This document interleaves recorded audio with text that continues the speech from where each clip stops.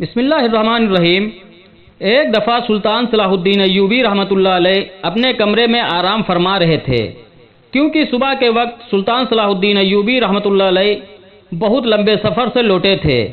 چند لمحے کے بعد ایک سپاہی آپ کے کمرے کے دروازے پر آیا اور اندر آنے کی اجازت مانگی۔ سلطان صلاح الدین ایوبی چونکہ آرام فرما رہے تھے، لہٰذا اندر سے کوئی جواب نہ آیا۔ دروازے پر مامور محافظوں نے کہا کہ سلطان آرام فرما رہے ہیں، لہٰذا تھوڑی دیر کے بعد آ جانا۔ وہ سپاہی آپ کا بڑا وفادار سپاہی تھا، اس کو بلا جھجک سلطان کے کمرے کے اندر جانے کی اجازت ہوتی تھی، لہٰذا اس نے بھی سلطان کو جگانا مناسب نہیں سمجھا اور سلطان کے کمرے کے دروازے کے ساتھ بیٹھ گیا۔ وہ انتظار کرتا رہا کہ جب سلطان صلاح الدین ایوبی رحمۃ اللہ علیہ بیدار ہوں گے تو تب ہی وہ ان سے ملاقات کریں گے۔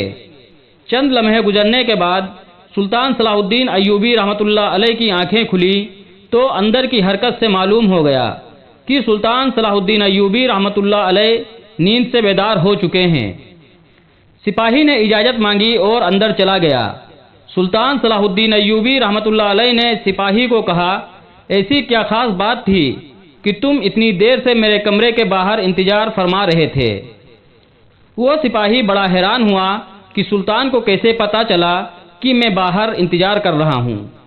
سپاہی نے سلطان سے کہا، سلطان معظم، آپ تو نیند میں تھے، پھر آپ کو کیسے معلوم ہوا کہ میں باہر کھڑا آپ کا انتظار کر رہا تھا؟ تو سلطان صلاح الدین ایوبی رحمۃ اللہ علیہ نے کہا کہ وہ انسان کبھی فتح سلطان نہیں بن سکتا جو سوتے ہوئے دیکھ نہ سکے اور کچھ سن نہ سکے، نہ کچھ محسوس کر سکتا ہو۔ اصل میں فاتح سلطان اور بہادر سردار وہی ہو سکتا ہے جو سوتا ہوا سن بھی سکے، دیکھ بھی سکے اور محسوس بھی کر سکے۔ سپاہی بڑا حیران ہوا اور پھر سلطان نے اس سے پوچھا، بتاؤ کیا بات ہے؟ سپاہی نے کہا، سلطان معظم، شاہی حکیم صاحب آپ سے ملنا چاہتے ہیں۔ سلطان نے کہا، اجازت ہے، آپ حکیم کو اندر لے آئیں۔ سپاہی باہر گیا اور چند لمحوں کے بعد شاہی حکیم کو لے کر سلطان صلاح الدین ایوبی رحمۃ اللہ علیہ کی خدمت میں حاضر ہوا۔ سلطان صلاح الدین رحمۃ اللہ علیہ نے حکیم سے پوچھا، حکیم صاحب بتاؤ کیا بات ہے؟ آخر مجھ سے ملنے کی تمہیں اتنی جلدی اور کیا ضرورت پیش آئی؟ حکیم صاحب نے کہا، حضور ایک بات جو کہ کئی دنوں سے مجھے پریشان کر رہی ہے، اسی سلسلے میں آپ سے بات کرنی تھی۔ سلطان صلاح الدین ایوبی رحمۃ اللہ علیہ نے ان سے پوچھا، بتاؤ کون سی بات ہے؟ تو اس نے کہا، سلطان معظم، میرے حکیم خانے میں میری بہت ساری شاگردوں میں ایک شاگرد ہے جو کہ ایک خاتون ہے اور یہودی مذہب سے تعلق رکھتی ہے، اور اس نے اسلام کے بارے میں بہت کچھ پڑھا ہے اور اسلام کے بارے میں بہت کچھ سیکھا، لیکن چند ایک سوال ہیں جس کی وجہ سے وہ ابھی تک مسلمان نہیں ہوئی۔ وہ چاہتی ہے کہ مسلمان ہو جائے، لیکن ایک سوال کا جواب میرے پاس نہیں ہے جس کی وجہ سے وہ ابھی تک مسلمان نہیں ہوئی۔ سلطان صلاح الدین ایوبی رحمۃ اللہ علیہ نے مسکرا کر کہا، سلطان کا حکیم ہوتے ہوئے تمہیں ایک سوال کا جواب نہیں آیا، بتاؤ وہ کون سا سوال ہے جو اس عورت کے درمیان ایمان لانے میں رکاوٹ بنا ہوا ہے؟ تو حکیم صاحب نے کہا، سلطان معظم، وہ خاتون کہتی ہے کہ آخر مسلمان خنزیر کا گوشت کیوں نہیں کھاتے؟ آخر اس میں ایسی کیا برائی ہے؟ اس خنزیر کے گوشت کھانے سے کا ایسا کیا نقصان ہے جس کی وجہ سے مسلمان خنزیر کا گوشت نہیں کھاتے، بلکہ اس سے سخت نفرت کرتے ہیں؟ اور وہ یہ بھی کہتی ہے کہ ہمارے گاؤں میں سارے لوگ اکثر خنزیر کا گوشت کھاتے ہیں، ہم اپنے قبیلوں میں خنزیر پالتے ہیں اور جوان ہونے پر اس کو کاٹ کر کھاتے ہیں، اور وہ جب سے میرے پاس کا سبق لینا شروع ہوئی وہ بھی اپنے گھر والوں کے ساتھ خنزیر کا گوشت کھاتی ہے، کیونکہ اسے یہاں خنزیر کا گوشت میسر نہیں۔ لیکن میرے پاس اس کے سوال کا جواب نہیں، کیونکہ میں اس بارے میں نہیں جانتا، اور آپ اس کے سوال کا جواب دیں تو آپ کی وجہ سے یہ غیر مسلم مسلمان ہو جائے گی۔ یہ سن کر سلطان صلاح الدین ایوبی رحمۃ اللہ علیہ نے کہا، کہ کل تم اس خاتون کو لے کر میرے دربار میں حاضر ہو جانا۔ سلطان صلاح الدین ایوبی رحمۃ اللہ علیہ جب صبح دربار میں پہنچے تو حکیم صاحب اس خاتون کو لے کر دربار میں حاضر ہوئے اور سلطان صلاح الدین ایوبی رحمۃ اللہ علیہ سے فرمایا، سلطان معظم، یہ ہے وہ خاتون جو میری شاگرد ہے۔ یہ دیکھ کر سلطان نے اس عورت سے کہا، بتاؤ خاتون، تمہارا کیا سوال ہے؟ تو اس عورت نے کہا، سلطان معظم، میں نے اسلام کے بارے میں بہت کچھ پڑھا، بہت کچھ سیکھا، اور حتیٰ کہ میں اس جگہ پر آ کھڑی ہوں کہ میں اسلام قبول کر لوں، لیکن ایک بات ہے جو مجھے اسلام قبول کرنے سے روک رہی ہے، اور وہ یہ بات ہے کہ اسلام خنزیر کا گوشت کھانے سے کیوں منع کرتا ہے، حتیٰ کہ یہ تو ہماری پسندیدہ خوراک ہے۔ میں نے ہر جگہ دیکھا کہ اسلام نے جس چیز کے بارے میں منع کیا وہاں اس کی دلیل ملی، لیکن اس خنزیر کے گوشت کے بارے میں مجھے ابھی تک کوئی مضبوط دلیل نہیں ملی۔ میں نے بائبل کو پڑھا تو وہاں بائبل میں بھی لکھا، بائبل میں بھی خنزیر کا گوشت کھانے سے منع کیا گیا، لیکن آخر اسلام کیوں منع کرتا ہے؟ آخر اس گوشت میں ایسی کیا خرابی ہے کہ اسلام اس کو کھانے سے منع کرتا ہے؟ یہ یہودیوں کی سب سے پسندیدہ خوراک ہے۔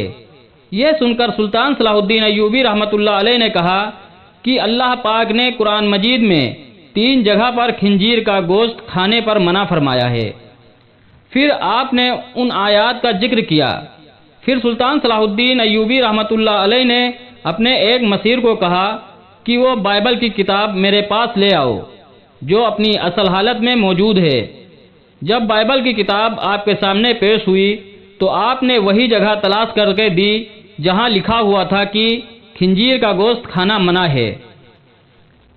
پھر خاتون نے کہا، یہ کیا بات ہوئی؟ جو میرے پاس کتاب ہے اس میں واضح طور پر لکھا ہوا ہے کہ خنزیر کا گوشت کھانا منع نہیں ہے۔ تو سلطان صلاح الدین ایوبی رحمۃ اللہ علیہ نے کہا، مجھے ترس آتا ہے تمہارے ان لکھنے والوں پر جو اپنی عیاشیوں کے لیے اس پاک کتاب کو اپنے لفظوں سے بالکل تبدیل کر رہے ہیں۔ جو بائبل تمہارے پاس ہے وہ اصل حالت میں موجود نہیں ہے، یہ تمہارے اپنے لکھاریوں کی لکھی ہوئی کتاب ہے۔ پھر سلطان صلاح الدین ایوبی رحمۃ اللہ علیہ نے فرمایا کہ یہ تو میں نے کتاب سے ثابت کیا ہے کہ خنزیر کا گوشت کھانا منع ہے، اب میں تمہیں سائنسی لحاظ سے معلوم کر کے دوں گا۔ پھر سلطان رحمۃ اللہ علیہ نے اس خاتون کو حکم دیا کہ خنزیر کا گوشت پکا کر کل میرے دربار میں لے آنا۔ وہ خاتون سلطان کے سپاہیوں کے ساتھ جنگل میں گئی اور ایک سور کا شکار کیا اور اگلی صبح اس گوشت کو پکا کر سلطان کے سامنے لے آئی۔ سلطان نے اس گوشت کو کراہت سے دیکھتے ہوئے اس خاتون کو کہا، اب اس پکے ہوئے گوشت کی ایک بوٹی کو چھری سے کاٹ کر 2 حصے کرو۔ جب خاتون نے خنزیر کی بوٹی کے 2 حصے کیے تو اس کے بیچ میں گوشت کچا تھا۔ سلطان نے کہا، اے خاتون، کیا تم نے اس گوشت کو اچھی طرح پکایا نہیں؟ تو اس خاتون نے کہا، نہیں سلطان معظم، میں نے اس کو بہت اچھی طرح سے پکایا ہے۔ تو سلطان نے کہا کہ اب تمہاری سمجھ میں میری بات ضرور آ جائے گی کہ یہ حرام گوشت تم چاہے جتنی اچھی طرح پکا لو، چاہے اس کو آگ کی کتنی ہی تپش دو، لیکن یہ پوری طرح پکتا نہیں بلکہ یہ درمیان میں کچا رہ جاتا ہے، اور جب یہ تمہارے پیٹ کے اندر جاتا ہے تو بہت ساری بیماریوں کا سبب بنتا ہے۔ اس لیے اسلام نے اس کو کھانے سے منع کر دیا۔ آپ خود ایک حکیم ہیں، آپ خود دیکھیں، جو چیز کچی آپ کے پیٹ کے اندر چلی جائے تو وہ جا کر کتنی خرابیاں پیدا کر سکتی ہے۔ پھر سلطان صلاح الدین ایوبی نے اس خاتون کو کہا کہ آپ کو سور کے بارے میں تمہیں کچھ بتانا چاہتا ہوں۔ پھر سلطان نے کہا کہ یہ سور جس جگہ رہتا ہے اپنے ارد گرد حتیٰ کہ انسانوں کی گندگی کو بھی کھا جاتا ہے، اس کی اکثر خوراک بہت ہی غلیظ ہوتی ہے۔ بات یہ ہے کہ سور ایک واحد بے شرم جانور ہے کہ جب اس کی مادہ یعنی اس کی بیوی کے ساتھ جب کوئی دوسرا سور جن کا تعلق قائم کرتا ہے، جنسی تعلق قائم کرتا ہے تو یہ خوش ہوتا ہے اور فخر محسوس کرتا ہے۔ یہ واحد جانور ہے جس میں اتنی زیادہ بے شرمی بھری ہوئی ہے۔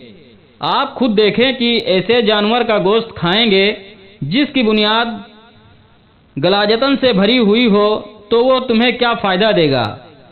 یہ بات سن کر وہ خاتون سلطان صلاح الدین ایوبی کے سامنے جھک گئی اور کہا، سلطان معظم، آپ مجھے اپنی زبان سے کلمہ پڑھائیں۔ سلطان نے خاتون کو کلمہ پڑھایا اور پورا دربار اللہ اکبر کے نعروں سے بلند ہو گیا۔ جزاکم اللہ خیر۔